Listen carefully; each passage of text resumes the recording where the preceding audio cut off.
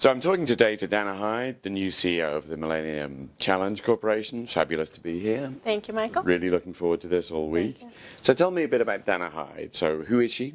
What's her story? How did you arrive here? How did I arrive? I'm from the West Coast, originally from Oregon and California. I studied in the Middle East my junior year in college, and I have to say it sort of set me on a path of curiosity around international affairs, around America's role in the world. So I did what so many did, which is I picked up and I moved here after college. I never went back. So I've been in Washington for some time now. I've been able to work both in law and public policy. And I've served under 2 presidents in the White House, at the State Department, on the 9/11 Commission, at Justice, and most recently at the Office of Management and Budget before landing here at MCC. So for me, MCC very much feels like home. It feels like bringing together the various strands that I've done in government and overseas in pursuit of a fantastic mission, which is fighting poverty around the world.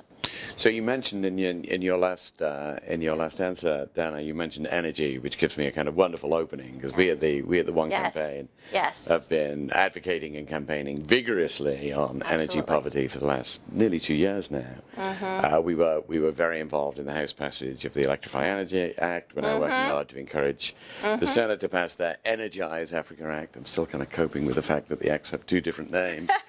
And of course, both bills build on the President's Power Africa plan. What's MCC's role in? So in one has absolutely been the leader in energy poverty, taking this conversation and development into the energy space and what we can achieve there. And President Obama's Power Africa initiative, as you know, aims to double access to energy on the continent. MCC is fully committed to the initiative. We are committed to doing at least $1 billion in our assistance, in grant assistance around energy sector projects. And at the upcoming Africa Leaders Summit next week, we will be signing the largest transaction to date under Power Africa. And that is a compact with Ghana.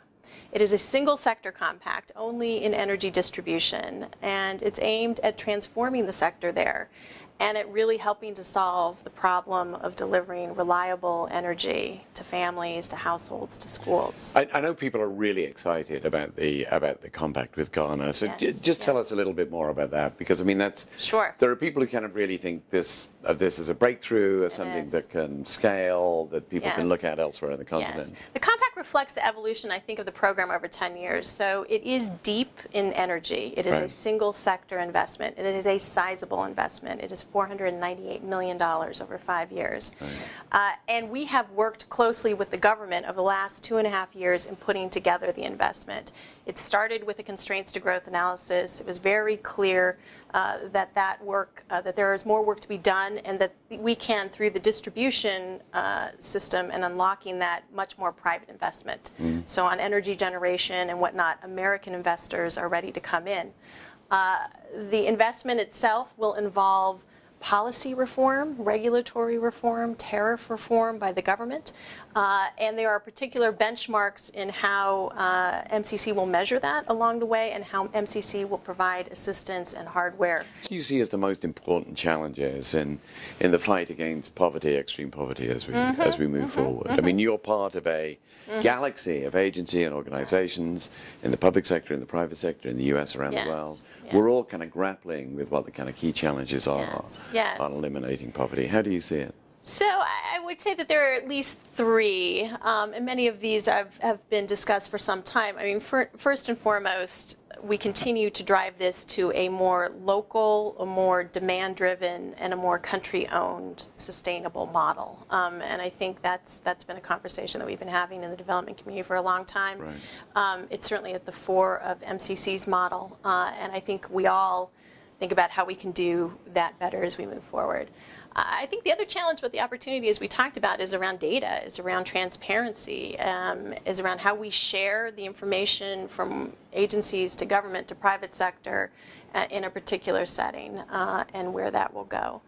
And then I think one of the other challenges is really maintaining governance and an environment that is conducive to confidence in investment, confidence from governments and the others. So, I mean, you said there are many agencies, as there should be. Yes. So let's talk about U.S. foreign assistance generally. So sure. here in the U.S., we've got 2 million members in the One Campaign. Pretty amazing. Very proud of it. They campaign, they lobby, they call their congressmen on behalf of the foreign aid budget, which of course includes MCC. This can be challenging work. Quite honestly. There's some evidence that the public is more weary of U.S. engagement in the world than it's been in the past. So tell us why foreign assistance is important, and you know, put it another way, why should Americans out there in the great heartland see their tax dollars spent on the foreign assistance budget? Yes. Well, certainly One, as an organization, the members of One in the global community have been at the fore of education around the criticality of foreign assistance. I think there's many fronts that we could work on this. The first is just sort of dispelling some of the misperceptions. So, as we know, foreign assistance is less than 1% of the overall budget, but we continue to see polling and data that has us showing the perception that 10 and 20 and 25% of our budget is being spent on this. So, first and foremost, it is a small investment, yet if used effectively, it can leverage in a number of different areas incredible interests of the U.S. And I think of those interests as really falling in 3 buckets. First, obviously, is the economic interest. So to the extent we engage with countries in markets and stabilizing, they become good partners for America, for American countries and companies, rather, and American businesses. And we will hear that next week. Yeah. I'm confident in the forums where we have companies who are heavily invested in Africa talking about how critical it is there for American jobs.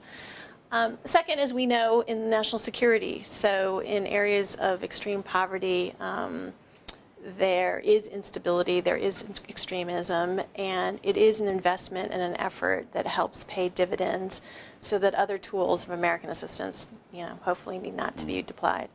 But then third, I would just say from a shared values, from a moral perspective, this is what America is about, and what we can do to help in these environments in partner countries, be it in health, be it in education, be it through MCC, is a tremendous value. It reflects who we are. You know, I couldn't agree more. Our perspective is that all those different attributes and arguments work, but one of the ones that always works is this is who we are, this is the right thing to do. It is. And it just comes up over and over and over again as something that resonates with people. It is. Which I think should make us all kind of quite proud, actually. Right.